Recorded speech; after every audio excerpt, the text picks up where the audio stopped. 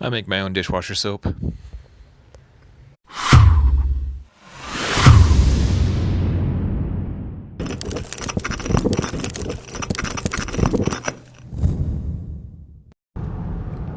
What's up, guys? So I have been into natural health cleaning products for quite a long time, and I'll stop right here and say this is not a sales pitch. This is actual natural cleaning products. However, once upon a time, yes, I was in one of those natural cleaning companies, and it was just pure hell. It was horrible for me, didn't work out well, and I'd have people over, I'd be really nice, I'd feed them food, and they'd never talk to me again. Anyways, so yes, I am not a big proponent of MLMs. I have people reach out to me and be like, hey, check out my MLM or my direct marketing company or my Amway, and I'm just not a fan. Tons of people literally ask me to look through their company. But anyways, if it works for you, great. I'm not really down. That company I haven't been in now for 4 years, and I'm still using some of the products around my house because honestly I still like them, but yeah, it was just a big waste of money for me and waste of time, and I might still have liked to have some of those friends. Anyways, vinegar and water. Believe it or not, you can do a lot of stuff with just vinegar and water. Clean your windows, use newspaper, clean your mirrors. That is what I definitely suggest. 50-50. If you really, really want to, you can add a couple of drops of lemon essential oil or your other favorite antimicrobial essential oil, such as lime or tea tree, etc. Shake it before you use it. That's what you do. For the dishwasher, we ran out of those convenient little packets recently, and honestly I've never been a fan of some of the ingredients in those convenient little packets because they're chemicals. Some of the residue remains on your stuff, and I never really had a problem with the residue because we just really rinse it a second go around, turn it back to the rinse cycle.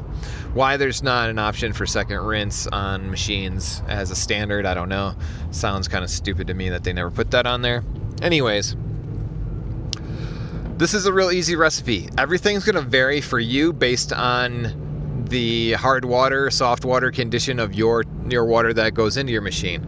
So in general, get the hot water running. Some wash machines have a preheat run that runs your water until it's hot to get better, cleaner dishes. I do suggest that. One of those two things. Either run the faucet so that it's nice and hot first for a little bit. And it sucks that a lot of dishwashers, that's just the way it is. You have to have hot water washing your dishes first before you wash your dishes. It's just so annoying. Anyways, I've heard other products out there that can completely destroy anything left on there. But to some extent, you're going to have to open it up and get down to the bottom and remove those guards and those gates and things to clean them out from time to time if you just completely throw absolute dirty dishes in there. Well, I mean, I guess there's even some models out there now that have garbage disposals built in, which that would be really cool. But anyways, the deal is, this is what you do. We use like a natural soap that we can buy in bulk. There's even a Kirkland Signature eco-friendly soap that I think is pretty decent. We use that. We've used Boulder cleaning soap, which, matter of fact, comes from Boulder. About 2 hours drive from here. Pretty awesome. Fun town. Fun hangout place. Anyways. You use about a nickel-sized drop, or just a number of drops in your container area for your detergent. I think you should probably play around with whether or not you need to have the swivel open thing later on in your process, or if you just throw it right in the bottom or right in the door, because we have found that it works just as well. You don't use the little door trap thing that closes it. Just throw it in there. So anyways, nickel-sized drops of good ecologically friendly soap. Did I say ecological? 2/3 of baking soda, and then throw a bunch of sea salt on top of that. Himalayan sea salt, is what we use. We also got a big old thing from Costco that's Himalayan as well. So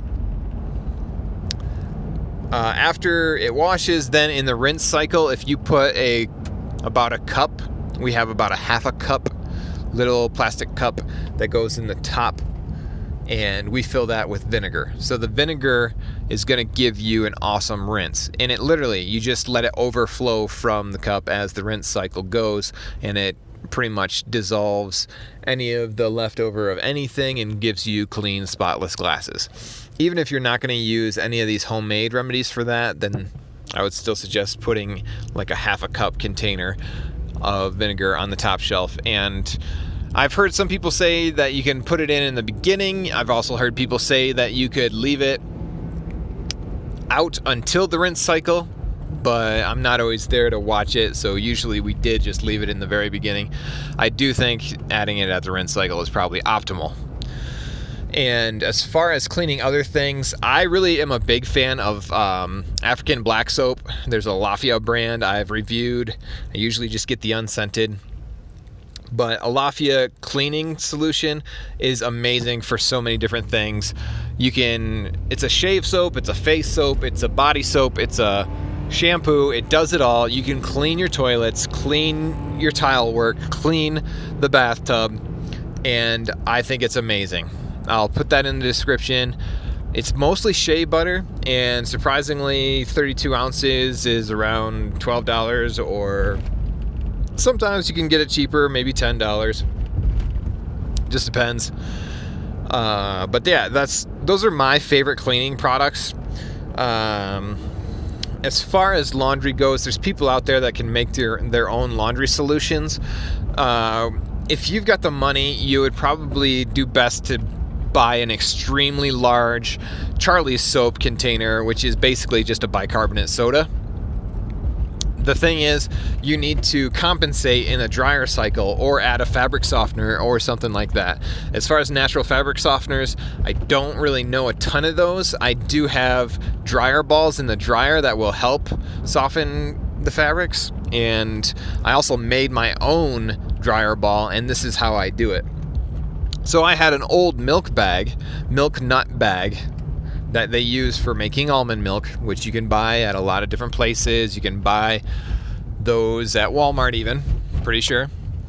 And I actually just continue to upcycle any of the lint that goes into my lint screen, and I collect it in a little bin on the side next to the dryer, and then I stuff it back into the milk nut bag, and I actually close it, wrap it tight, and it helps reduce dryer time. It helps keep things soft and fluffy. And I would also look into getting some wool dryer balls. 6 of them per load seems pretty good to me. I probably might be down to get more of them. It seems that they wear away, so it's not like they're going to last forever, but they come in different sizes too. The larger the size, the more bang for your buck, basically. But yeah, so the milk nut dryer bag and the lint, it works really good too, because it wicks away moisture, pulls the moisture away, and you're not wasting anything. And then if I really needed to, it's basically like a fire starter I could always get into and open it up, pull it out, and boom. But yeah, anyways, so closing that milk nut bag, I actually use rotisserie or elastic cooking safe bird bands kind of deal. Truss. It's called truss is what it is. But you wouldn't have to do that either. There's tons of other methods you could use. You could tie a string on it really tight, but you just want to make sure it's nice and enclosed, that it doesn't all fly out of there. And I've never had a problem with it. Not at all. So those are some of my cleaning solutions, cleaning natural health things. There's other recipes out there that you can find in Google, and like I said, you might have to adjust for whether or not you have hard water, soft water, etc. Anyways, guys, stay healthy. Thanks for watching. Like, share, subscribe. Another favorite cleaning option that I like to have around is hydrogen peroxide in water. There's various solutions that work for different purposes. It can work if you start to see a little bit of moldy stuff here and there. And we use a 50-50 water and hydrogen peroxide 3% solution. And I think that works great. I've also used that on my plants to help get rid of fungus problems or other mold growing on my plant problems. And it actually helps increase the plant's ability to uptake of nitrogen and makes them look really green, healthy, vibrant. Love it. So multiple things I've used that for. Again, tile work, cleaning, countertop surfaces. You could add essential oils as well, maybe 1 or 2 drops of lemon. I think lemon's just the best because it has such cleaning power. You could add the lemon into the your dishwasher as well, your automatic dishwasher. So